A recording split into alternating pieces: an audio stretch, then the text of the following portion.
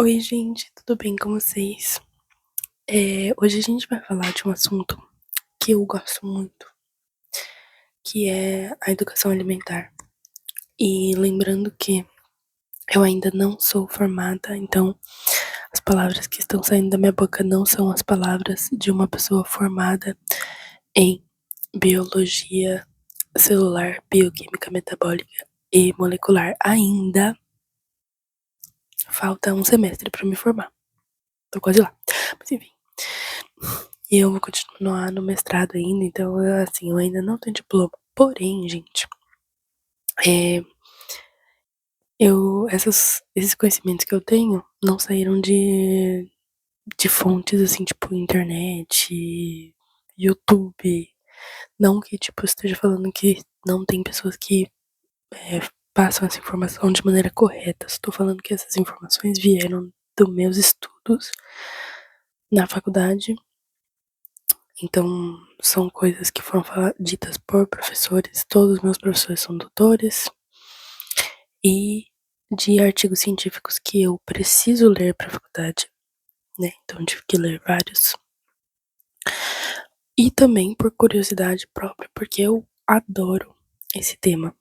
Então, eu só tô falando isso pra, pra dizer pra vocês que eu tenho, assim, não vou falar, tenho propriedade pra falar, porque, né, eu não trabalho na área, enfim, tudo mais. Mas eu tô falando que é, as informações que eu vou trazer aqui, elas têm um embasamento. É isso que eu era essa a mensagem que eu queria transmitir para vocês sobre a educação alimentar, tá? Então vamos lá. Primeiramente, o que é educação alimentar? Né? A educação alimentar, ela é, como qualquer tipo de educação, processo de aprendizagem pelo qual todos nós passamos. E todos os animais passam por isso. A diferença é que os outros animais, eles têm um pouco mais de autonomia e instinto de sobrevivência na natureza e a gente depende mais dos nossos pais, né? Se uma criança humana não recebe comida dos pais, muito provavelmente, né, não vai dar bom. Sendo que na natureza eles têm o instinto que eles podem, tipo, meio que saber mais ou menos o que eles podem comer ou não. Mas uma grande parte, mesmo na natureza, uma grande parte dessa educação alimentar vem dos pais. Vem da observação dos pais. O que meus pais estão fazendo para eu aprender também. E isso como qualquer tipo de educação, como qualquer tipo de aprendizado. Os pequenos, né? Quando eu falo pequenos é que eu não quero falar só dos humanos, né? Só da espécie humana. Mas os pequenos, os filhotes, os bebês, olham para os pais para aprender a fazer tudo, né? Porque eles acabaram de chegar no mundo, eles não sabem o que eles têm que fazer. E é a função dos pais, biologicamente falando, é a função dos pais mostrar o que eles têm que fazer para sobreviver no mundo. Então é muito uma questão de observação. Eu vou falar bastante de criança e de pais nesse vídeo, gente. Eu não tô aqui para dar lição de moral em ninguém, nenhum pai, nenhuma mãe. Eu não sou mãe, eu tenho 21 anos. Eu estou aqui pra julgar ninguém. Então, eu não vou falar nada baseado em julgamentos nem moral. Eu só tô falando fatos científicos, tá? Só na ciência por aqui, por favor. Enfim. E aí, o que que acontece?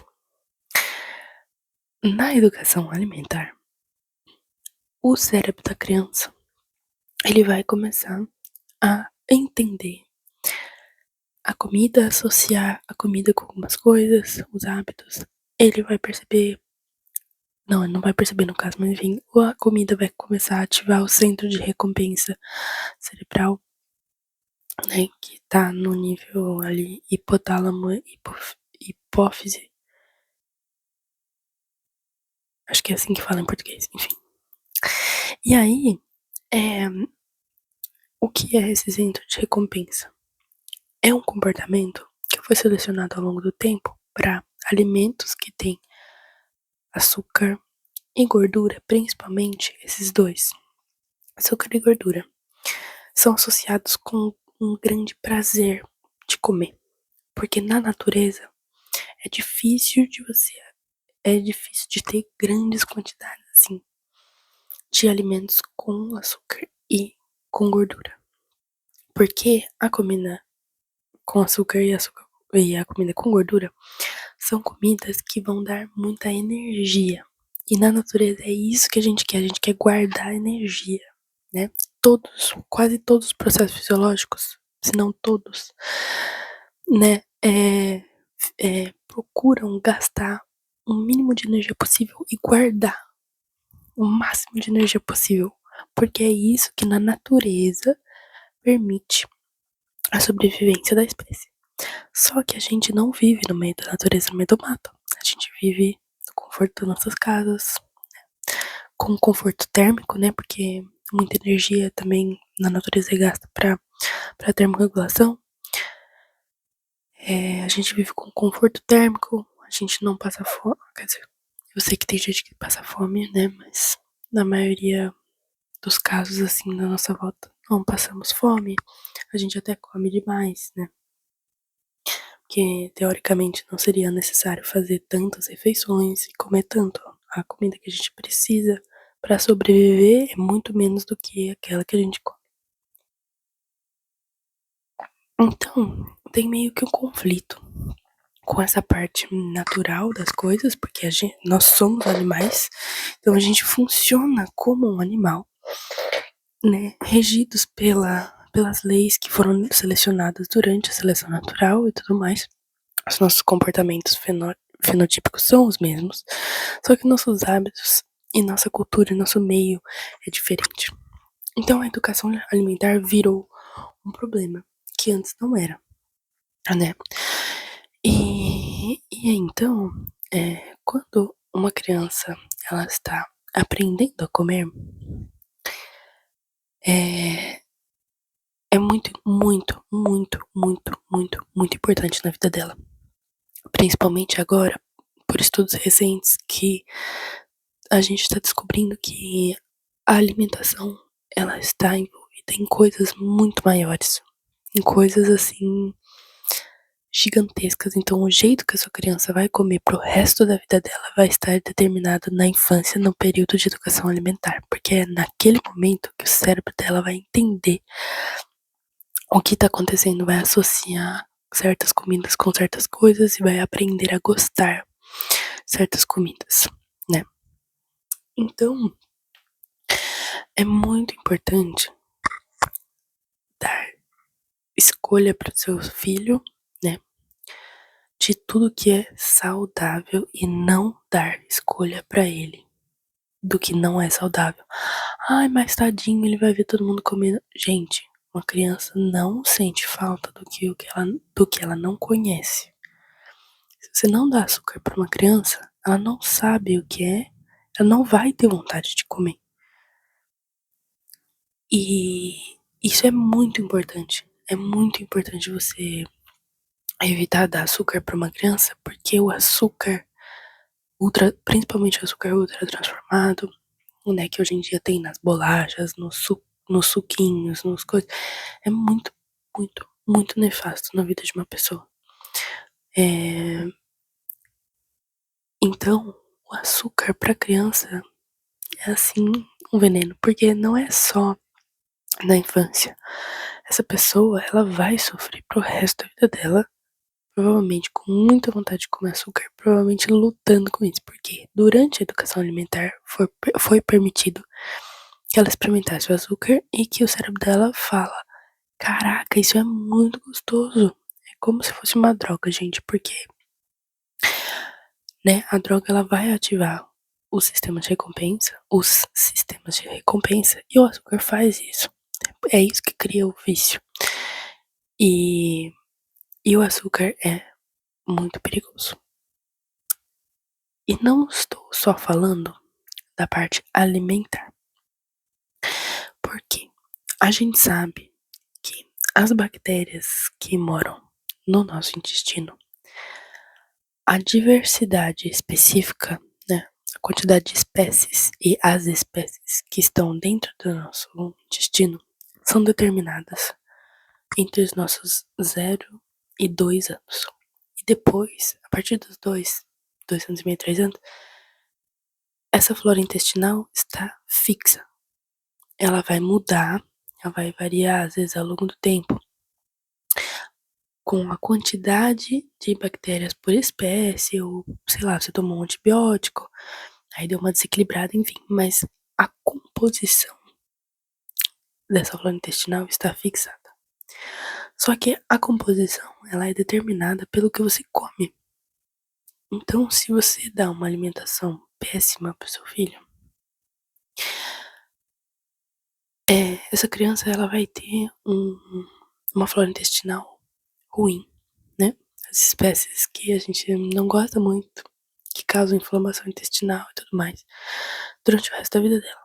E a gente sabe que a flora intestinal não cuida só do intestino.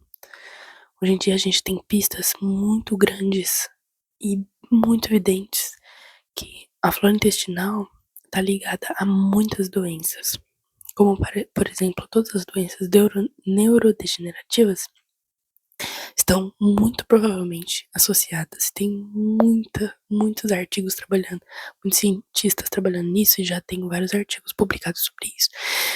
Que as doenças neurodegenerativas, como Alzheimer, demência, às vezes não sei falar isso em português,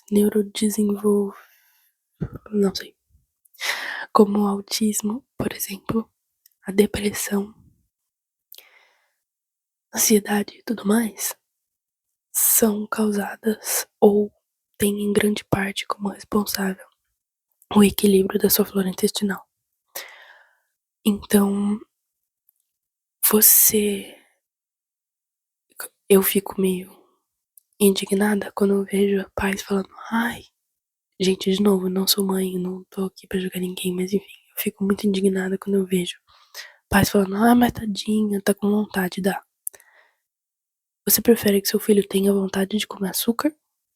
Ou que você condene ele pro resto da vida dele com problemas como muito provavelmente diabetes, mais tarde câncer, Alzheimer, demência, inflamação intestinal, dor de barriga que vem do nada, ou então a pessoa que vai ser infeliz com o corpo dela porque ela vai engordar muito facilmente, ela vai ficar ansiosa com isso. É muito melhor seu filho ter vontade de comer açúcar e você falar não, do que você deixar isso acontecer.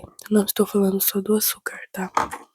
Tem a gordura, tem a falta de fibras também, né, tem que comer legumes, tem que comer frutas e tudo mais. E tudo é uma questão de hábito, né? Na educação alimentar tem muito essa coisa de insistência. Você tem que insistir muito. Vou dar um exemplo do brócolis, né, que é o exemplo clássico. Você deu um brócolis pra essa criança uma vez, aí a criança fez careta, não gostou do brócolis.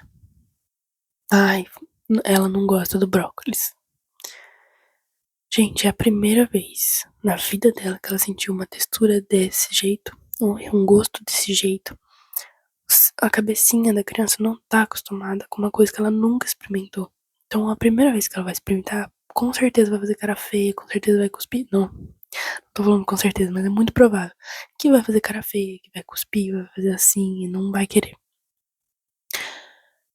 Só que é uma questão de hábito. Se ela acostuma com a textura, se ela acostuma com o gosto, nananana, uma hora vai comer. Não necessariamente o brócolis. Também, né, a gente tem o direito de ter nossos gostos e tudo certo, né? Tipo, não tô falando que se você der tudo pra essa criança vai gostar de tudo. Todo mundo tem seus gostos alimentares, com certeza.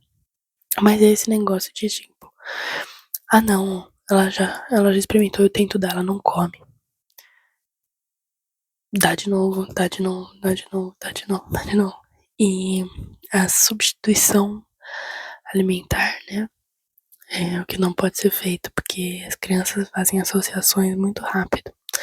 Então, assim, você dá alguma coisa pra criança. A noção de substituição alimentar é você dá uma coisa pra criança.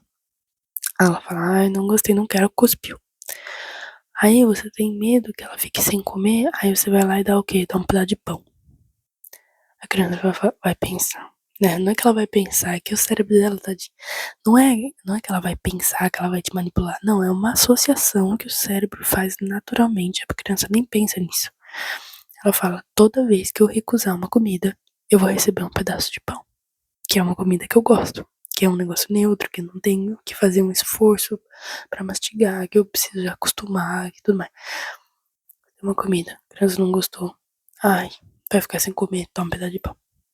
Essa criança vai recusar tudo categoricamente. É igual a mesma coisa assim, tipo, criança almoçou, jantou, sei lá, comeu nada. Comeu dois bocados. Ai, não quero mais.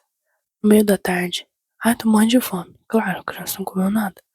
Aí você vai lá, dá um bombom, dá uma bolacha, dá um negócio. Isso é a substituição alimentar, porque você está substituindo uma refeição com uma coisa mais gostosa, mais doce, mais gordurosa para essa criança. Então ela vai criar o hábito de recusar todas as refeições normais para ter acesso a essas outras coisas.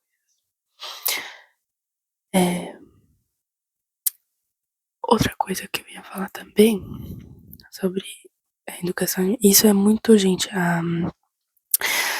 essas coisas eu aprendi em a neurologia da alimentação.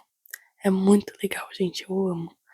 E tudo isso, gente, não é culpa da criança, né? Eu fui numa palestra de um biologista neurólogo, né? Explicando esses comportamentos e ele falou assim, muitas vezes, quando eu tô fazendo estudos e tudo mais, muitas vezes os pais falam, ai, ela me manipula, ai, ela pede doce, ai, não sei o quê. Falando da criança.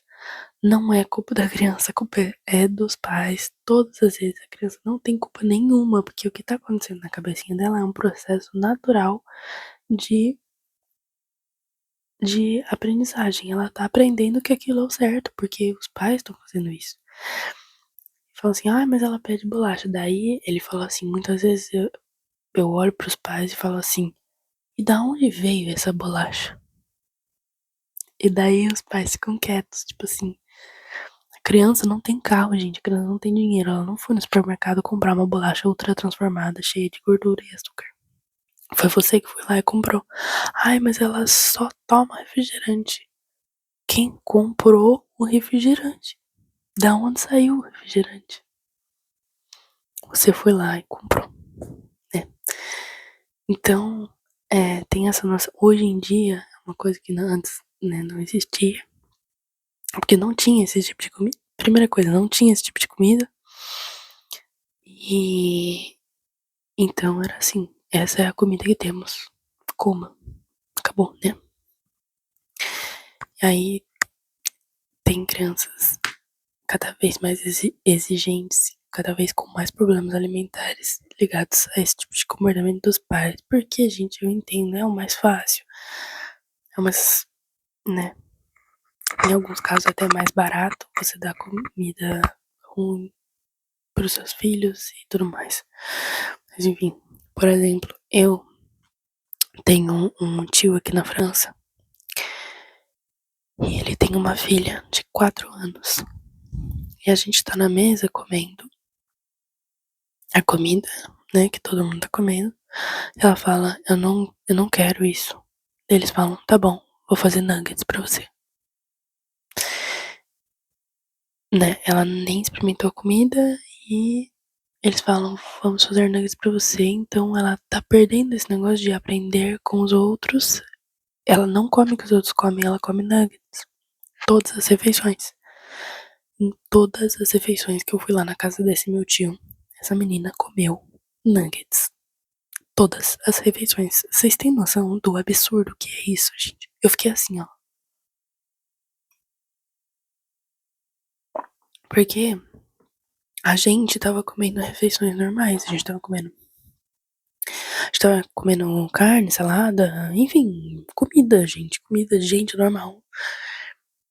E ela comia nuggets em todas as refeições, mesma coisa.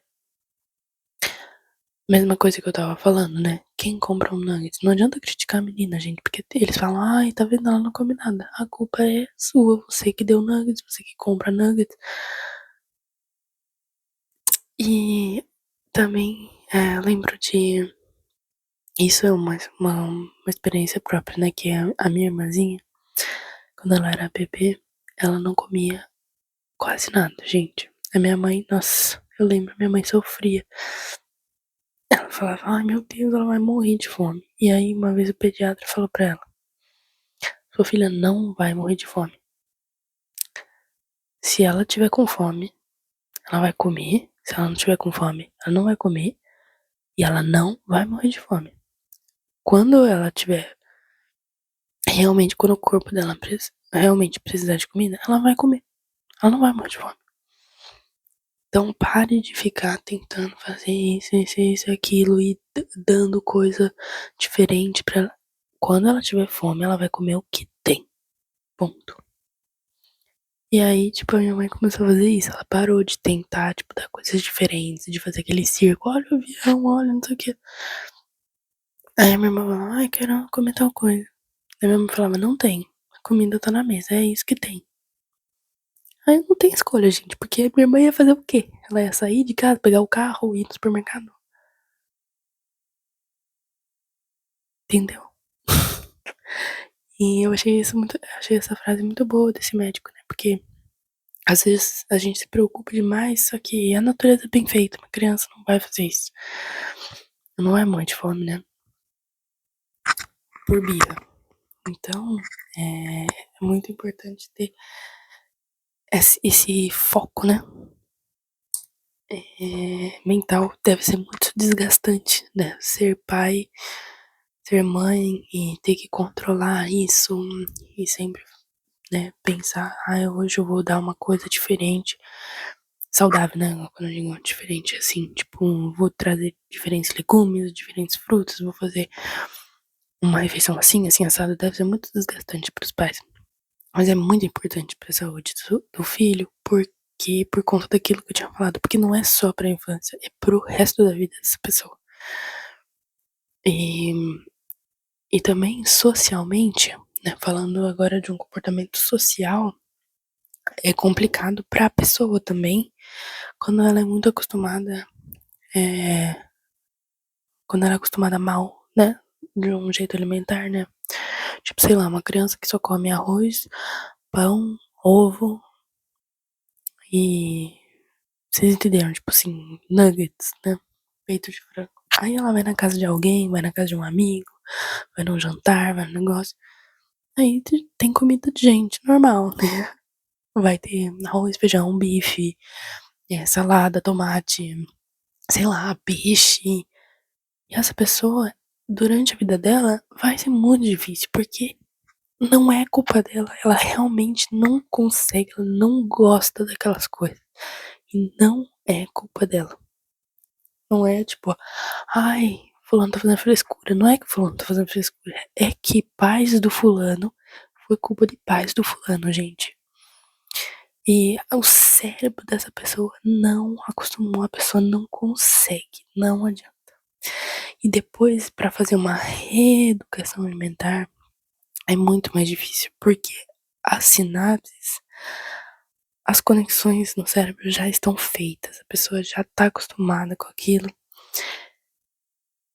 E reeducar é muito mais difícil do que educar do começo, né? Que nem eu tava falando que a educação alimentar é como qualquer tipo de educação.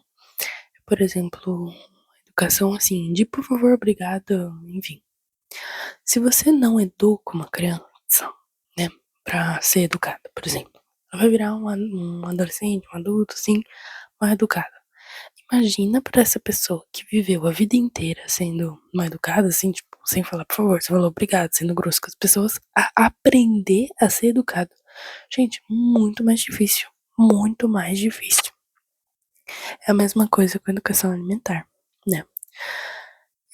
Se uma criança, ela aprende a falar por favor, obrigado, dá licença, nanã, quando ela não fala, parece que tem uma coisa esquisita, tipo, quem aí aprendeu com os pais a falar toda vez, por favor, obrigado, dá licença, tudo mais.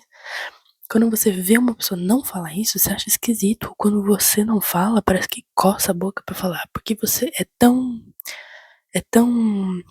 enfiado na sua cabeça, né? Tá tão certinho, seu cérebro já tá tão acostumado que é muito natural.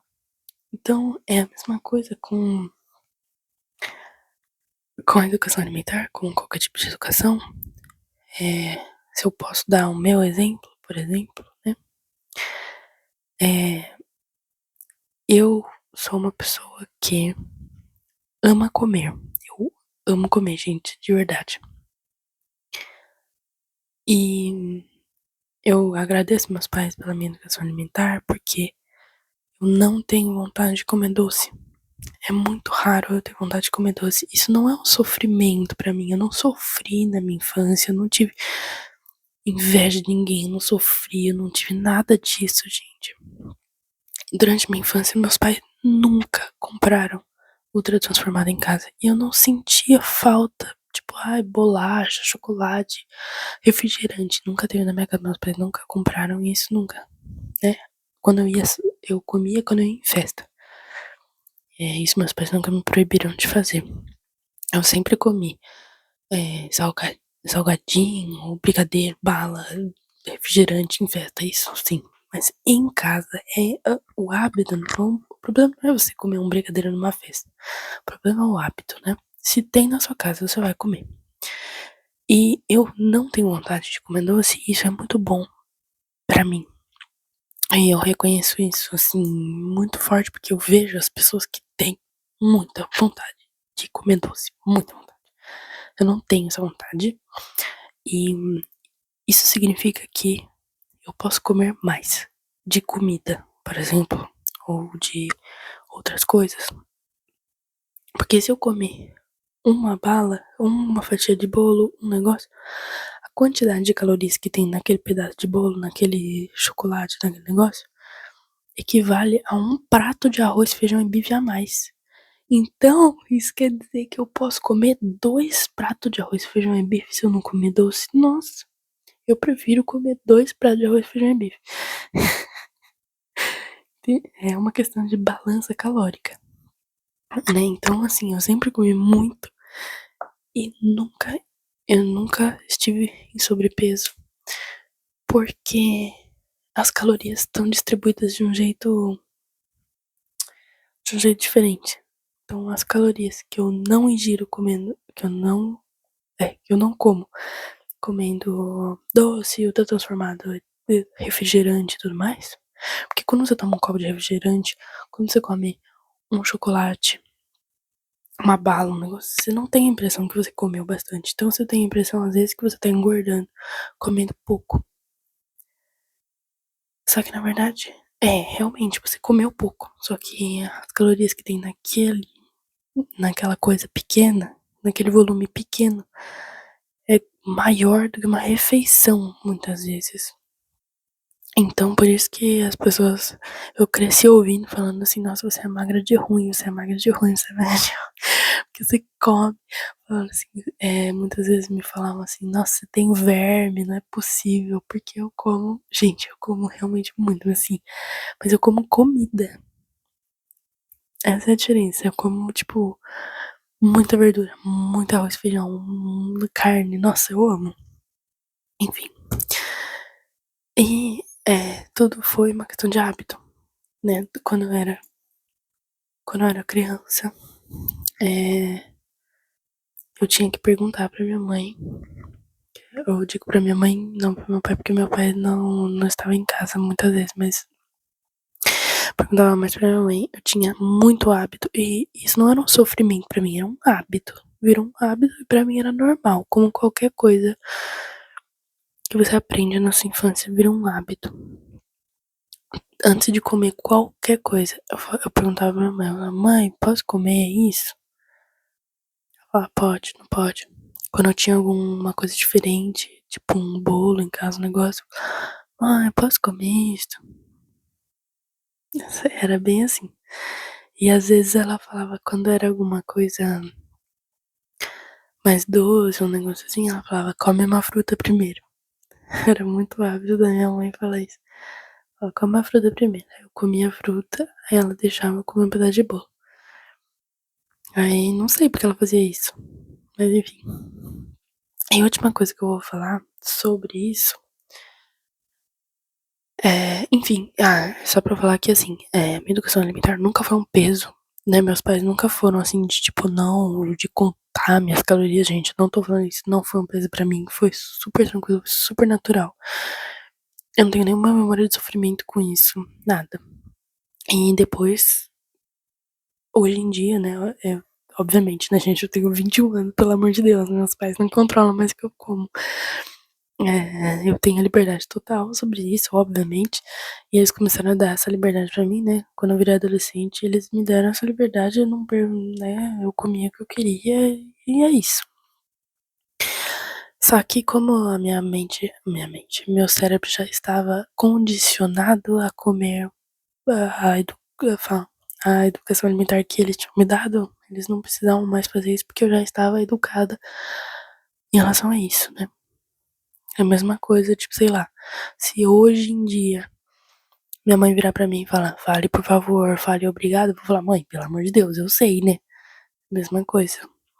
Se ela virar pra mim e falar assim, não coma doce antes da refeição, né? Eu vou falar, mãe, pelo amor de Deus, eu sei, é a mesma coisa. Mesma educação. Educação alimentar, educação escolar, educação acadêmica, qualquer tipo de educação é uma educação. Então é uma coisa automática, né?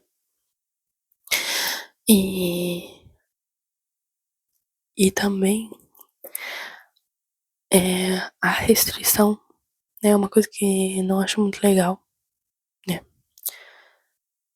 Você impedir alguém de comer alguma coisa ou de fazer alguma coisa, tudo, não é legal. Porque depois a pessoa vai ter muita vontade.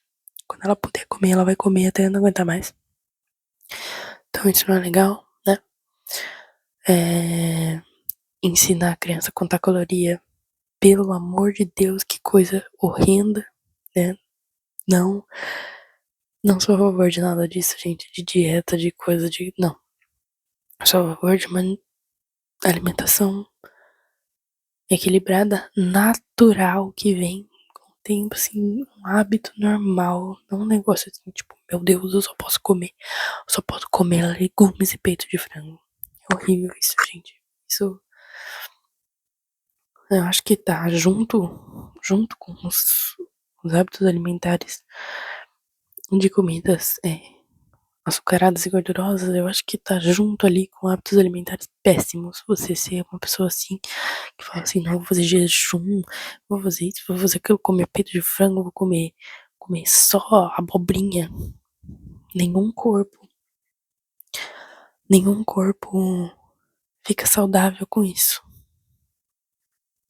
Muito menos a mente. Então, tem que tomar muito cuidado com isso. E, enfim.